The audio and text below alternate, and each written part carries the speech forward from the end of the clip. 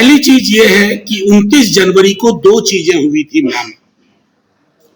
हमारे chief justice साहब ने कहा, क्या हम पीछे की ओर जा रहे हैं? जी साहब, आपको नहीं दिख रहा होगा, हम तो पीछे ही चल रहे हैं।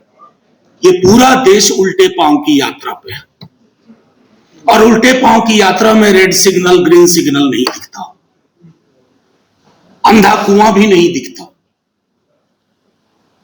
मेरे ही सवाल के जवाब में पार्लियामेंट में कहा गया था कि 98.5% लोग जो सीवर और सेप्टिक टैंक में उतर के जान देते हैं वो एक जाति के, एक जाति की उपजाति के लोग हैं।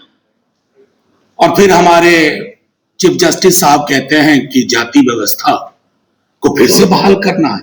साहब, बहाल किसको करना है? वो तो बहाल है, वो विश्वविद्यालयों में बहाल है, वो जुडिशियरी में बहाल है। और आज मैंने देखा, कल एनआई पीटीआई के साथी हैं यहां, कल कहा कि क्लास 8 के एक टेक्स्ट बुक में आया है करप्शन इन जुडिशियरी। मैंने कहा व्हाई ओनली जुडिशियरी? सारे संस्थानों में करप्शन की बात करो।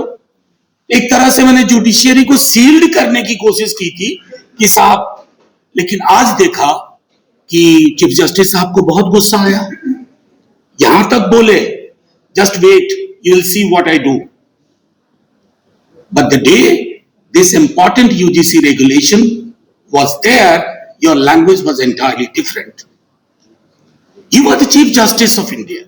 और उस दिन एक और घटना हुई, ma'am, to remind you and to all my friends, हमारे चीफ जस्टिस साहब ने डोमेस्टिक वर्कर्स के वेज को लेकर के एक पिटीशन था। उन्होंने कहा कि ट्रेड यूनियन तो देश के विकास में अवरोधक है। मतलब कमाल का ज्ञान इन दोनों सबको मिल रहा। पूरी जिंदगी हमने ये देखा कि मैटरनिटी बेनिफिट एक्ट ना आया होता, ईएसआई ना आया होता, फैक्ट्रीज एक्ट ना आया होता, न जाने क्या क्या ना आया होता, अगर ट्रेड यूनियन नाम की एकता, नाम की एजेंसी, नाम की संस्था, चाहे किसी पॉलिटिकल पार्टी का, तो कभी कभी एहसास नहीं होता है कि whether we are listening to our chief justice of India और somebody who has been put there to deliver a script written by the AIs which operate from a particular building in Lutyens, Delhi. ये दूसरी चीज मैं कहूंगा, उर्मिलेश जी हैं यहां, इन्होंने बहुत पहले मुझसे कहा था, जिनको याद नहीं होगा, मैंने व्हाइट मेंस प्रिविलेज पर काफी कुछ पढ़ा था। मेरी इच्छा हुई कि जो तथाकथित उच्च जातियां हैं उनके बीच में इस पर मंथन हो कि कौन कौन से ऐसे विशेषाधिकार हैं जिनको हम नेचुरल समझते हैं और वो नेचुरल नहीं है। मैंने एक आर्टिकल लिखा, लंबा चौड़ा, अभी तक कुछ अंग्रेजी दैनिक है जो छाप देते हैं, और मैंने उस सवाल को घेरा। और हाल में जब यूजीसी पे ये शुरू हुआ, कई लोगों ने मेरे सरनेम को अटैक किया, तुम क्यों नहीं बोल रहे हो? भैया मैं क्यों बोलूं? जो तुम सुनना चाहते हो मैं क्यों बोलूं? मैं वो बोलूंगा जो जिस किताब का जिक्र कर रही थी। तो मैंने उसी अखबार में एक आर्टिकल लिखा, my surname does not frame my politics, I am a citizen and a teacher too. और मैं उस हिसाब से फैसले लूंगा। मैं सिर्फ आपके माध्यम से जो लोग, मैं कहूंगा, आप असहज इसलिए महसूस करते हैं, तमाम उच्च जातियां में, सब नहीं, कुछ लोग, लेकिन उनके पास मीडिया की एक बड़ी ताकत है, उनका बुलबुला भी तूफान दिखता है, हमारा तूफान भी बुलबुला बना दिया जाता है। तो उसको समझने की कोशिश होनी चाहिए। मैं एक छोटा उदाहरण देता हूं, कई दफा ये बात कही है। कल परसों संभवतः बांग्ला के मशहूर कथाकार शंकर का निधन हुआ। मैंने शंकर पे लिखा, कई लोगों ने पूछा कब पढ़ा आपने शंकर को? मैंने 9वीं में पढ़ा था, क्योंकि मेरी मां प्रोफेसर, मेरे फादर प्रोफेसर। शंकर को मैंने तब पढ़ लिया था, लेकिन मेरे ही साथ में पढ़ने वाले बाकी लोग शंकर को नहीं जानते थे, उनके घर में पुस्तकालय नुमा चीजें नहीं थी। मैं कई दफा अपने करियर में असफल हुआ, ये मैं कई बार लिख चुका हूं, कई बार असफल हुआ, लेकिन मैं थाम लिया गया क्योंकि मैं फर्स्ट जनरेशन लर्नर नहीं था। तो ये लड़ाई इस देश में अभी भी एक बड़ी आबादी की एक छोटी आबादी से अनइक्वल लड़ाई है। इस अनइक्वल लड़ाई में मैं चाहता हूं कि जो तथाकथित उच्च जाति के लोग हैं वो मंथन करें, उन विशेषाधिकारों पर एक बार चर्चा करें जिसको वो नेचुरल समझते हैं। जब सौंदर्य शास्त्र की दृष्टिकोण से कहूं, अगर कुरूप होने को समाज कुरूप है और वो हमारे सौंदर्य की अनुभूति है, माफ कीजिए, हमने आईना देखना छोड़ दिया। तो मैं यही इसी बात पर अब मैं अपनी बात खत्म करूंगा एक और चीज आखिरी कह करके, और ये लड़ाई एक दिन की भी नहीं है।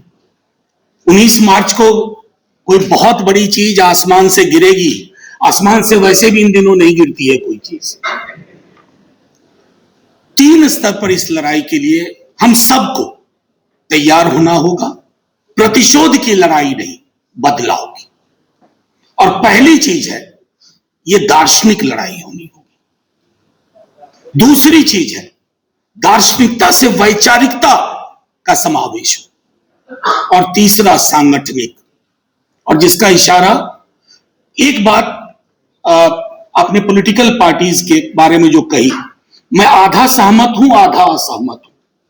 Political parties mostly election fighting machine बन गई है। वो चुनाव लड़ने की मशीन है, और चुनाव लड़ने की मशीन तब तक ऑपरेटिव फ्रेमवर्क अडॉप्ट नहीं करती है जब तक वो कॉस्ट बेनिफिट एनालिसिस न देखे।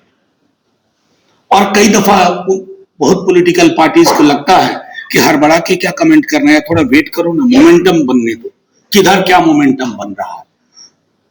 दुनिया में कहीं भी, अनिल भाई, दुनिया में कहीं भी कोई पॉलिटिकल पार्टी कभी बदलाव नहीं लाई है, सड़क और गांव लाया। और political party more often than not वो हेलमेट लेके बैठी रहती हैं, बाइक आई किसी और की, कोई और चला रहा, पीछे बैठ जाएंगी, जिसको हम कहते हैं पिलियन राइट।